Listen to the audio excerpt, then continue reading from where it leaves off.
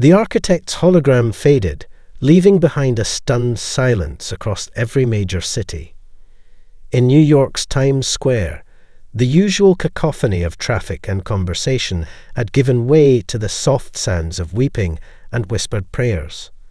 Dr. Elena Voss stood motionless among the crowd, her research papers on quantum entanglement scattered at her feet, rendered meaningless in moments. "This can't be happening," someone nearby muttered. "They can't just take over." But they had. The Luminarch's crystalline ships hung in the sky like fractured moons, their surfaces shifting and realigning in geometric patterns that seemed to follow some incomprehensible mathematics.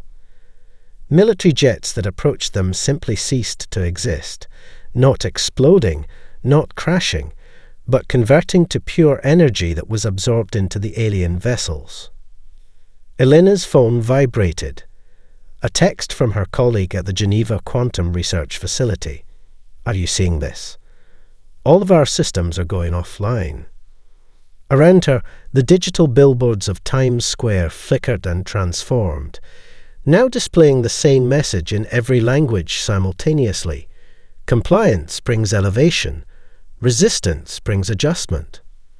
The crowd began to disperse, some running in panic, others walking in shocked silence. Elena moved against the flow, her scientific curiosity momentarily overriding her fear. She needed a better view, needed to understand what was happening. From the roof of her apartment building, she trained her telescope on the nearest vessel. The crystalline structure seemed to pulse with internal light, blues and violets swirling beneath the surface like luminous currents. As she watched, smaller craft detached from the main ship, perfect geometric shapes that descended toward Manhattan. Her phone rang. The caller ID showed a number she hadn't seen in years. General Marcus Hayes, her former research partner at DRPA. "Elena, don't react to what I'm about to say. We've been preparing for this. Remember Project Watershed? It wasn't theoretical." Her breath caught. Project Watershed had been a hypothetical defense scenario against advanced extraterrestrial contact, one she'd helped design before the government pulled her funding, claiming it was too speculative. "The fallback protocol is active," Hayes continued, his voice unnaturally calm. "Selected personnel are being contacted. You're on the list." "What list?" "Marcus, these things just neutralize the entire global military in minutes." "Not the entire military," he replied. "There's a submarine heading to coordinates in your secure email. You have 4 hours to reach the extraction point at Liberty Harbor. Bring only what you can carry. Tell no one." The line went dead as a crystalline craft descended to street level 3 blocks away. From her vantage point, Elena watched as humans approached it cautiously. A doorway appeared in its smooth surface, and brilliant light spilled out. The first volunteer stepped inside, and emerged minutes later, changed. A faint blue luminescence visible beneath their skin, their movements more fluid, their expression serene. More followed, forming an orderly line. Compliance brings elevation. Elena's secure email pinged. The coordinates led to a fishing dock in Liberty Harbor with a single sentence: "Humanity needs your mind unclouded." Below, the crystalline craft began to emit a soft, hypnotic tone that carried across the city blocks. Elena felt an almost irresistible urge to go downstairs, to join the growing queue, to experience elevation. Instead, she packed a single bag and deleted her digital footprint as thoroughly as possible. Whatever Project Watershed had been developing, whatever General Hayes was planning, it represented humanity's choice to determine its own fate. As night fell over New York, Elena slipped through side streets toward the harbor, the Luminarch ships overhead casting an ethereal blue light that transformed the familiar cityscape into something alien and forbidding. Captain Sophia Reyes stood in the heart of the TSV Reckoning's command center, a cathedral of technology nestled within Earth's final secret. The curved walls displayed real-time feeds from surface monitors, cities transforming under Luminarch restructuring, processing centers with lines of volunteers stretching for miles, military installations standing abandoned or converted to crystalline hubs. Attunement centers are now operational in 68% of major population centers, reported Lieutenant Commander Hassan, his face illuminated by the glow of his console. Compliance rates exceeding 80% in most regions. Reyes nodded, her expression betraying nothing of the turmoil beneath. 6 days since the arrival, and humanity was already surrendering its autonomy with surprising eagerness. "And the resistance?" she asked. "Growing, but fragmented. The Luminarchs are monitoring all conventional communications. Any organized opposition is identified and processed within hours." The elevator doors parted, admitting Dr. Kai Okada, disheveled from another marathon research session. The physicist had barely slept since their activation order came through. "Captain, I need to show you something," he said, bypassing all protocol. He gestured to the central holotable, which illuminated at his approach. "We've completed our analysis of the quantum signature for the Luminarch vessels." The display showed intricate, pulsing patterns that shifted between states in ways that defied conventional physics. Their technology doesn't just bend the rules. It operates on a completely different framework, Kai explained. But there's something else. He manipulated the display, highlighting a recurring pattern buried within the complexity. "This sequence here, it's not random. It's a signature we've seen before." Major Wade stepped closer, his cybernetic eye whirring as it focused. "The crash site technology." "Exactly," Kai confirmed. "Different application, same underlying principles. Whoever built that scout ship understood Luminarch tech at a fundamental level." The implications settled heavily over the command center. The Aegis program had been reverse engineering the crashed vessel for decades, but its pilots had long since perished. Their identity remained a mystery until now. "They were running from the Luminarchs," Lai Ming Chen concluded, looking up from her engineering station. "And they brought their knowledge to us, intentionally or not." The tactical display chimed, drawing their attention to a new alert.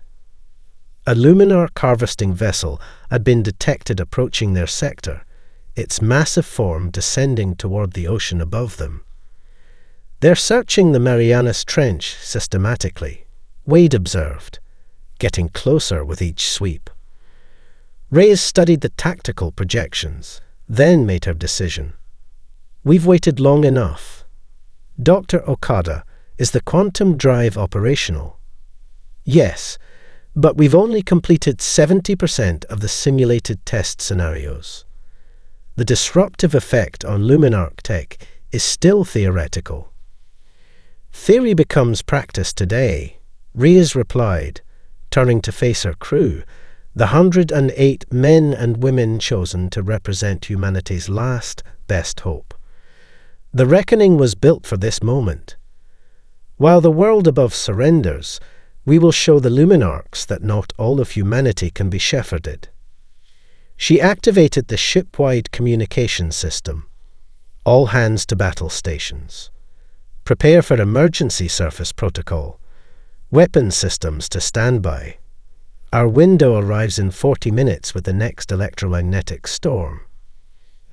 As the crew moved with practiced efficiency, Reyes studied the harvester's projected path once more. Their first target would send a message impossible to ignore. That humanity had teeth, and they were sharp. In her quarters, Dr. Elena Voss reviewed the final calculations for the quantum targeting system. still acclimating to her new role aboard this impossible vessel. When General Hayes had brought her to this facility, she'd expected a bunker, not a warship that defied her understanding of what humanity was capable of building. The ship hummed around her, power flowing through systems that shouldn't exist for centuries. Whatever happened in the next few hours would change humanity's fate forever. The Luminarch harvesting facility rose from the ocean floor like an otherworldly cathedral, its crystalline spires reaching toward the surface nearly 7 miles above. Tendrils of luminescent energy pulsed along its structure, drawing resources from the surrounding water and converting them into the exotic materials the aliens required.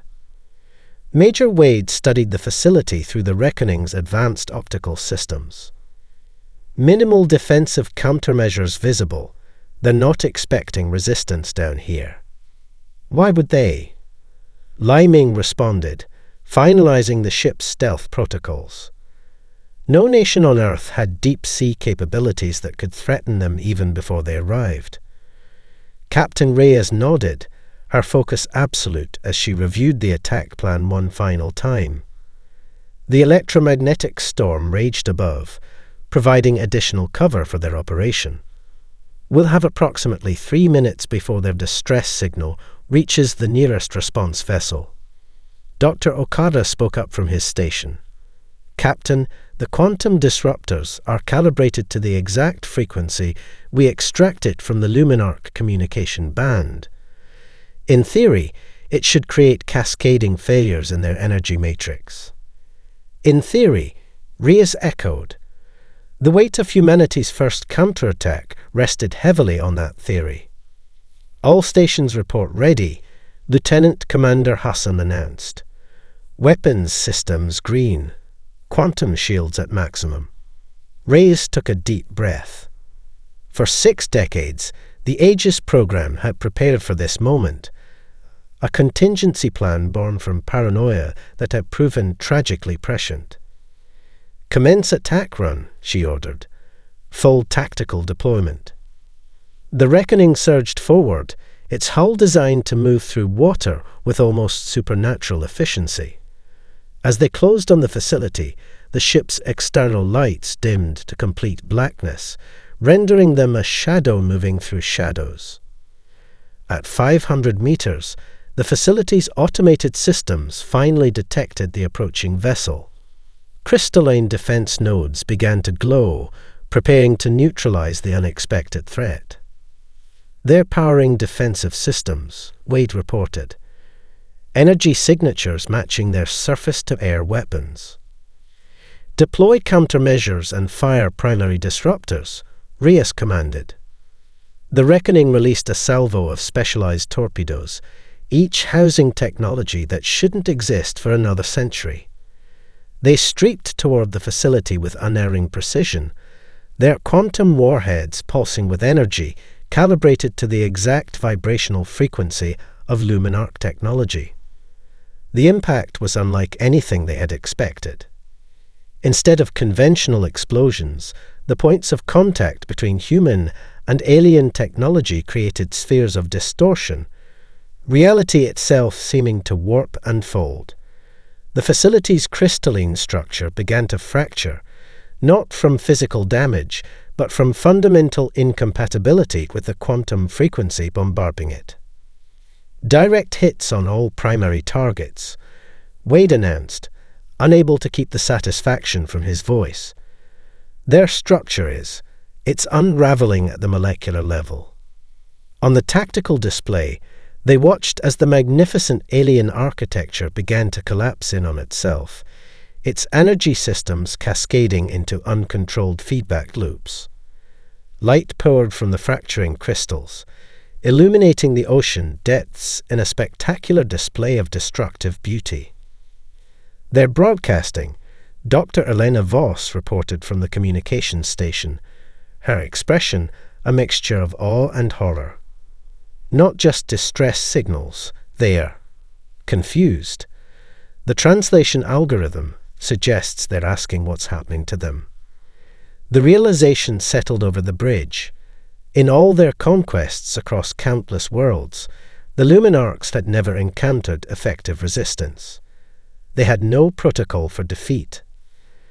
As the facility imploded, releasing a final pulse of energy that dissipated harmlessly against the Reckoning's shields, Captain Reyes gave her next order.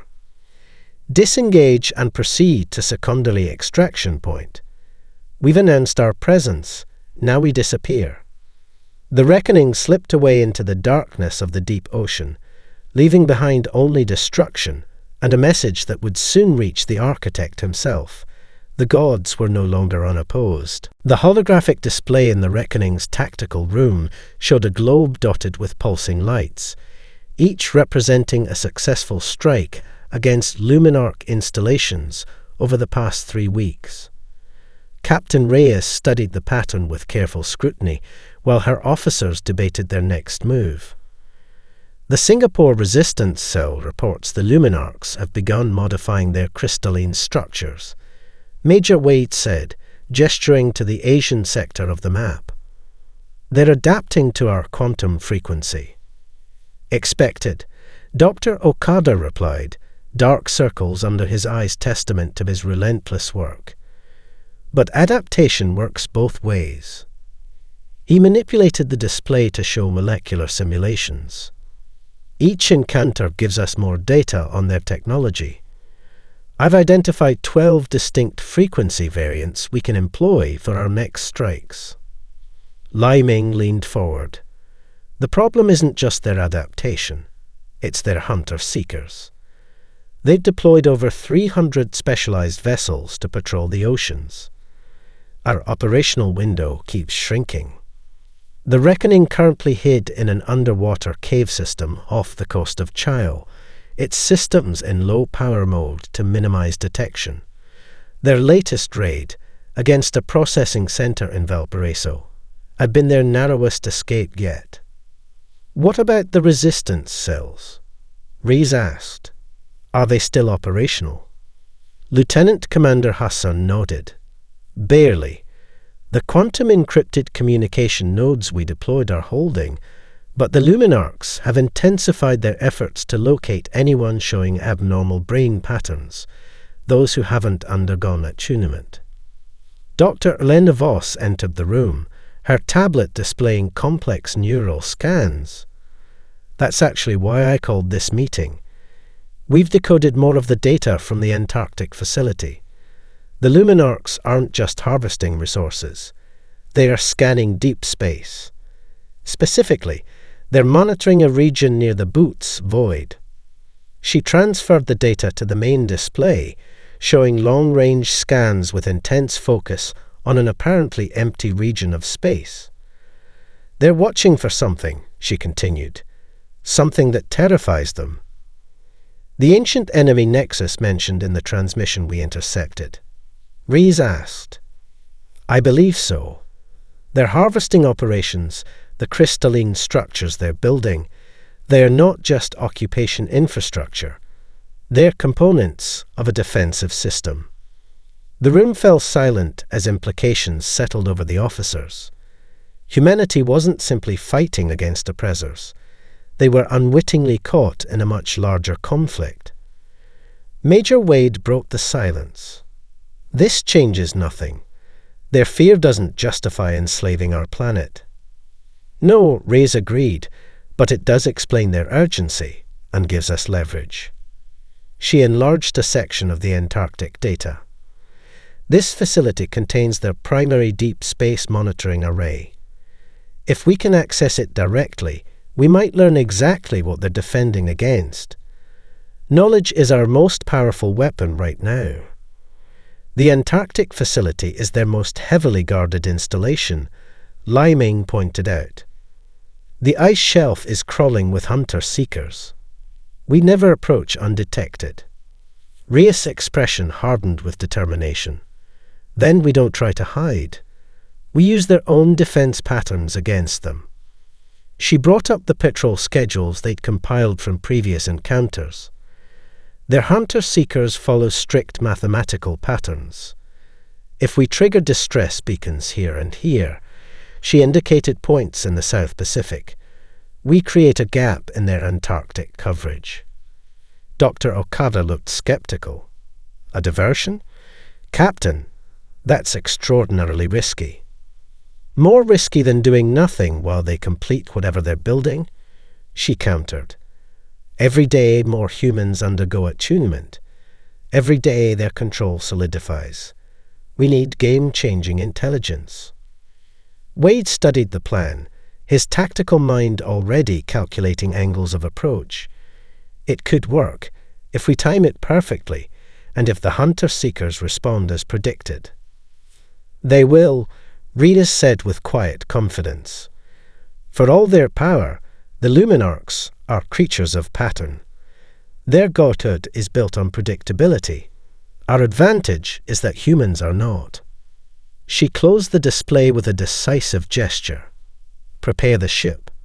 We strike in 18 hours. The Reckoning limped through the dark waters near the Galapagos, trailing a plume of superheated particles that shimmered like blood in the ocean depths. The ship's port side bore the scars of direct hits from Luminarch energy weapons, sections of the quantum-reinforced hull, peeled back like paper, internal systems exposed to crushing oceanic pressure. In the medical bay, Dr. Masako Ino worked frantically to stabilize Captain Reyes. The blast that had breached the bridge had caught her directly, leaving burns across 40% of her body. Critical life support systems hummed and beeped around her unconscious form. How bad? Major Wade asked for the doorway, his own face lacerated from shattered display fragments. She'll live, Dr. Ino replied without looking up. But she needs specialized treatment we can't provide here. The cellular damage from the Luminarch energy weapon is different. It's disrupting her natural healing processes. Wade nodded grimly. The Antarctic raid had yielded invaluable data, but at devastating cost. 3 crew members dead, 12 injured, and the Reckoning's main propulsion system operating at 27% capacity. The hunter-seekers had responded to their diversion as predicted, but a previously undetected Luminarch vessel had caught them during extraction. In the engineering section, Liming supervised emergency repairs with machine-like efficiency, directing teams to prioritize critical systems. Structural integrity holding at minimal acceptable levels, she reported over the ship-wide communication system. Stealth systems compromised but functional. We need to reduce depth before attempting any quantum drive activation. Dr. Okada sat in the Auxiliary Command Center, analyzing the data they'd risked everything to obtain. His eyes widened as patterns emerged from the seemingly random information streams. This can't be right, he muttered, rechecking his calculations. The communication system suddenly crackled with an unusual harmonic distortion, a signal pattern they'd never encountered before. Wade rushed to the command center as Lieutenant Commander Hassan attempted to isolate the transmission. It's broadcasting on our secure frequency, Hassan reported in disbelief. That should be impossible. The main display flickered, then resolved into a crystalline form unlike the Luminarchs they'd encountered before. This entity pulsed with subtle green energy, rather than the characteristic blue-violet. Its voice resonated with a strange, almost musical quality. Vessel of resistance, I am Nexus. You endanger yourselves unnecessarily through direct confrontation. Wade raised his sidearm instinctively, though the gesture was meaningless against a holographic communication. How did you access our secure frequency? Your encryption is elegant but ultimately predictable, the entity replied. I have monitored your efforts against the collective. You possess technology that should not exist on your world. Dr. Elena Voss stepped forward. You're not like the others. Your resonance pattern is different. Perceptive, Nexus acknowledged. I have existed within the collective for 16,000 of your years, while maintaining separation of consciousness. what your kind might call a dissident. Wade's expression remained suspicious, and we should trust you. Why? Because I can provide what you need most urgently, the molecular restructuring sequence to repair your vessel and treat your wounded, particularly your captain. The collective's weapons cause damage at the quantum level, preventing normal cellular regeneration. The crystalline entity shifted, displaying complex formulae and technical specifications. I offer this freely, along with knowledge of the Hunter-Seeker's patrol algorithms for the next cycle. In exchange, I request asylum. Asylum. Lai Ming had joined them, her expression skeptical. You are a being of pure energy. What kind of asylum could we possibly offer? Protection from extinction. Nexus replied simply.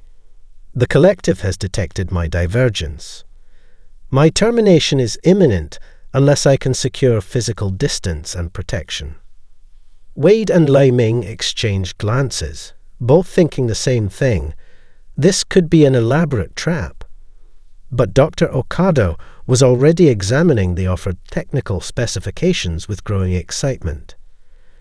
This molecular sequence, he said quietly, it's exactly what we need. And it matches patterns I've been trying to decode from the Antarctic data. I think it's genuine. With Captain Reyes unconscious and the ship critically damaged, the decision fell to her executive officers. The fate of the Reckoning, its crew, and possibly humanity's resistance now hinged on whether they would trust this renegade Luminarch. The Reckoning's enhanced quantum drive tore through space, pushing the vessel to velocities that defied conventional physics. The modifications Nexus had provided didn't merely repair their systems, they revolutionized them. Where before they had been impressive for human technology, now they operated on principles that even Dr. Okada struggled to fully comprehend. Captain Reyes stood on the bridge, watching the tactical display as they approached the Architect's vessel in high orbit. 3 weeks of recovery had left thin white scars along her jawline, permanent reminders of how close she'd come to death. The Luminarch healing protocols Nexus provided had saved her life, accelerating her recovery far beyond human medical capabilities. Multiple defense platforms detecting our approach, Lieutenant Commander Hassan reported. They're activating countermeasures. Deploy quantum disruptors, Pattern Sierra, Reyes ordered calmly. Focus fire on their primary shield generators. The battle erupted in silent, spectacular fury against the backdrop of Earth.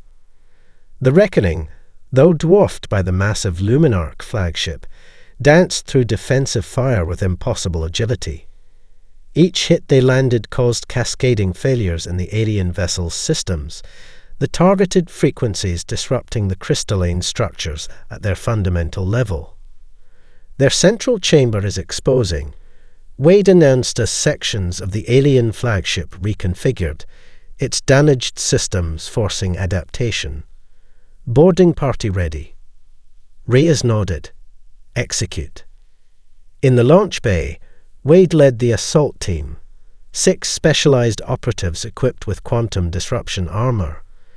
Nexus hovered nearby in a containment field that maintained his crystalline form, while allowing him limited projection capabilities. The Architect will not be alone, Nexus warned. His personal guardians are the most ancient of our kind, with adaptation capabilities far beyond what you have encountered. We're counting on it, Wade replied, checking his modified sidearm. The weapon now incorporated Nexus's frequency modulation technology, capable of shifting quantum signatures faster than the Luminarchs could adapt. The boarding capsule launched, crossing the void between vessels in 17 seconds.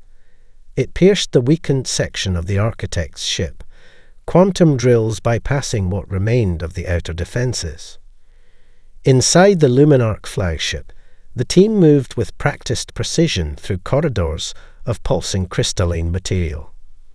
Occasional defenders materialized, energy constructs that shattered when exposed to the boarding party's disruption fields.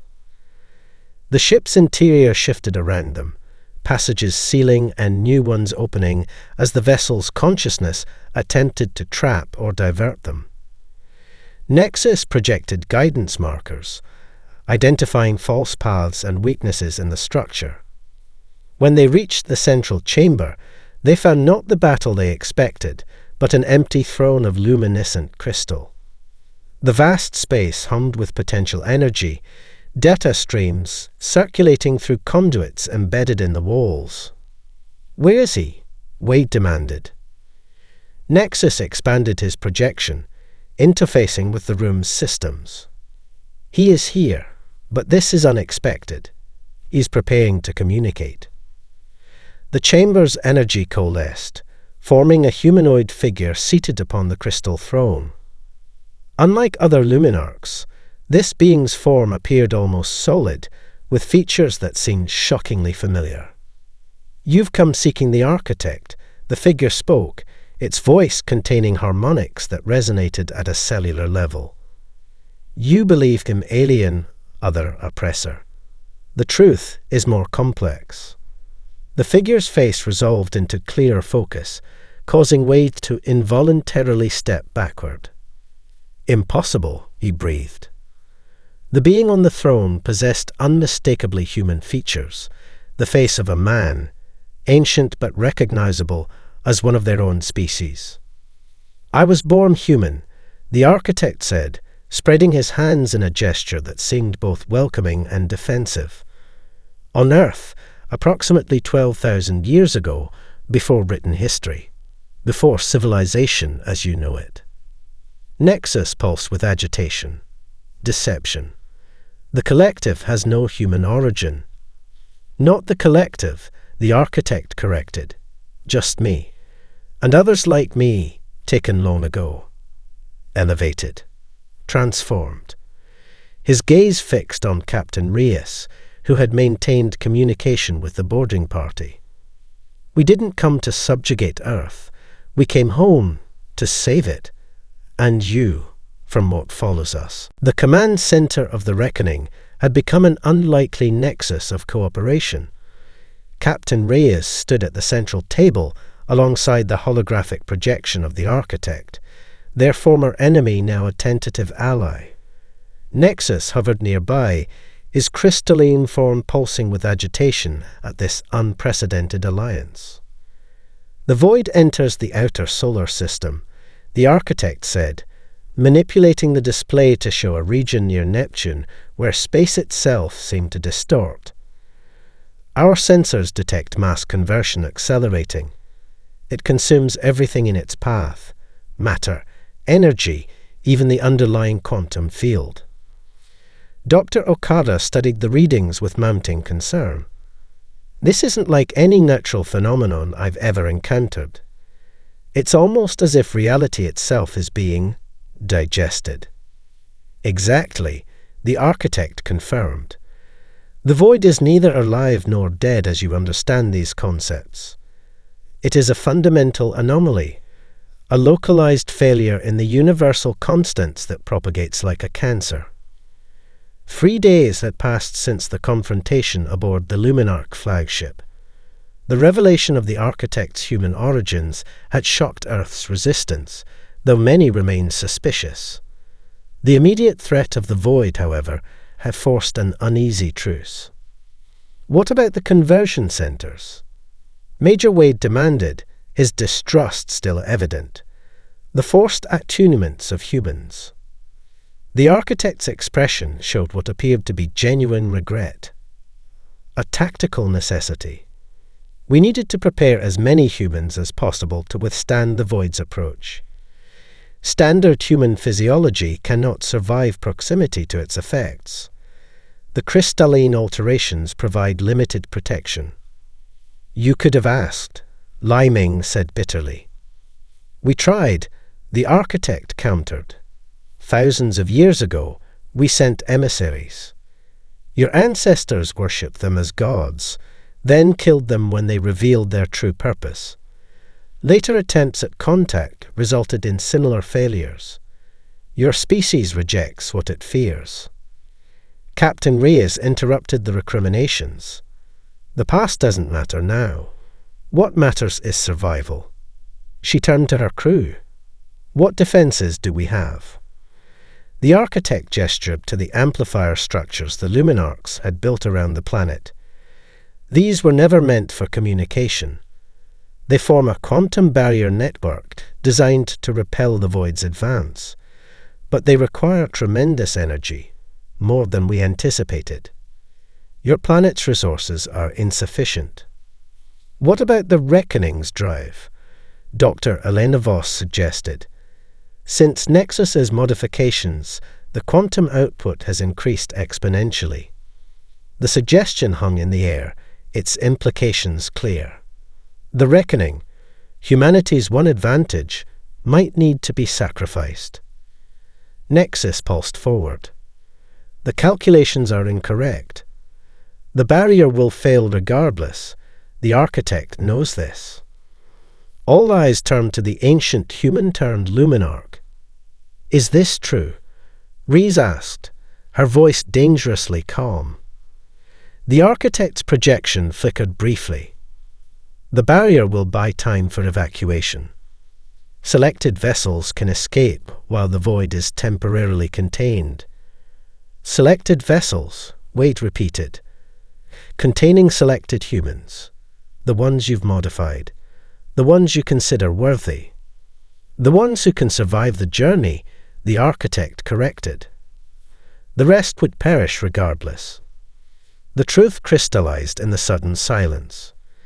This had been the plan all along, not to save Earth, but to save a fraction of humanity chosen by Luminarch standards. Captain Reyes studied the tactical display, her mind racing through alternatives. Dr. Okada, what if we inverted the quantum drive's resonance pattern? Instead of generating energy, could it absorb and redirect the void's consumption process? The scientist's eyes widened at the implications. Theoretically, yes. It would create a feedback loop in the void's expansion. But, Captain, delivering such a device would be a one-way mission. And it would require precise placement at the void's event horizon, the architect added. No automated system could navigate its distortion field. Then we pilot it manually, Rhys stated, the decision forming in her eyes. The Reckoning was built to save humanity. One way or another, that's exactly what it's going to do. The Reckoning pierced the outer boundary of the void, reality itself seeming to warp and distort around the vessel. Through the viewports, stars blinked and stretched like melting wax. The ship's quantum shielding flickered erratically, struggling to maintain a bubble of normal space-time against the fundamental wrongness surrounding them. On the bridge, Captain Reyes gripped her command chair as another reality tremor shook the ship. The crew that remained aboard, all volunteers, focused on their stations with grim determination. They had known the odds when they chose to stay. Quantum drive modifications complete, Dr. Okada reported, his voice steady despite the circumstances. The resonance pattern should create the feedback loop we theorized. If it works. It will work, Reyes interrupted. She had left no room for doubt since making this decision. Status of the evacuation vessels. Lieutenant Commander Hassan checked the long-range sensors. The Luminarch transports have cleared the solar system perimeter. Earth's modified population is secure. He didn't mention the billions left behind, protected only by the temporary barrier the architect had established. Dr. Elena Voss monitored the increasingly erratic readings from the void. Captain, the anomaly is learning. It's adapting to our presence, attempting to accelerate consumption around the ship. Expected, came the crystalline voice of Nexus from the containment field. They'd adjust it to allow him deeper integration with the ship's systems. The renegade Luminarch had insisted on accompanying them, claiming his unique perspective might prove crucial in the final moments. Major Wade entered the bridge, his expression grim. Final preparations complete. Manual override systems are in place. The plan was elegant in its desperate simplicity. The reckoning would penetrate the calculated nexus point of the void, what Dr. Okada had termed its digestive center. There, they would trigger the modified quantum drive, creating a cascading reaction that would force the anomaly to consume itself rather than expanding outward. Time to nexus point. Reyes asked. 3 minutes, 17 seconds. Liming reported from engineering. Captain, structural integrity is failing faster than projected. We may not. We'll make it, Reyes stated with absolute certainty. Around them, reality continued to distort. Crew members reported seeing impossible things, echoes of past events, glimpses of alternate timelines, loved ones who couldn't possibly be aboard. The void wasn't just consuming matter and energy, it was breaking down the barriers between possibilities. Nexus pulsed with agitation. The void is conscious in ways we never understood. It's curious about us. As if in response to his observation, the distortions intensified. The bridge seemed to stretch and compress, moments extending unnaturally before snapping back to normal time. 1 minute to nexus point, Liming called out. Drive charging at maximum capacity. Captain Reyes activated the ship-wide communication system. All hands, secure positions for final sequence. She turned to Dr. Okada. Start the countdown. As the scientist initiated the automated sequence, Reyes gazed at the view screen showing the heart of the void, a perfect absence of everything, a hole in reality itself. In all their planning, all their calculations, they had focused on the physical principles that might save Earth. None had predicted what happened next. The void spoke. Not in words, but in concepts that bloomed directly in their minds. Curiosity, hunger, loneliness, ancient beyond comprehension, the entity they had classified as an anomaly reached out to understand what opposed it. Nexus's crystalline form pulsed frantically. It's never encountered resistance before. Conscious resistance. It's hesitating. Reyes felt the strange communion, seeing through the perspective of something so alien that human minds could barely comprehend it. In that moment of connection, she understood both the danger and the opportunity. Modify the final sequence, she ordered suddenly. We're not destroying it. We're redirecting it. As the quantum drive reached critical capacity, the reckoning became the conduit between humanity's defiance and the void's ancient hunger. The feedback loop created not destruction, but transformation, a new path for an entity that had only known consumption. The explosion of light that followed was visible across the solar system, a burst of creation rather than annihilation.